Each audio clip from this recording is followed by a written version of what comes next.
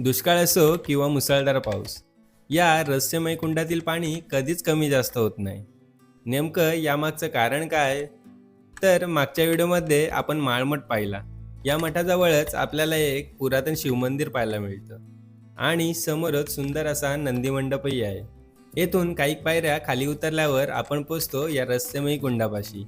या ठिकाणाला गंगा प्रकटस्थान म्हणून ओळखले जातं आणि खरंच या ठिकाणाचं महत्त्वही तितकंच खास आहे. कारण उन्हाळ्यात जेव्हा आसपासच्या भागात पाण्याची टंचाई जाणवू लागते, तेव्हा याच कुंडातील पाणी अनेक गावकऱ्यांचं आधार बनतं. पण या कुंडाचं खरं रहस्य आहे ते म्हणजे येथील पाणी. मुसळधार पाऊस पडो, भीषण दुष्काळ पडो किंवा किती पाणी या कुंडातून काढलं जावं, तरी या पाण्याची पातळी फारशी बदलत नाही, असं सांगितलं जातं.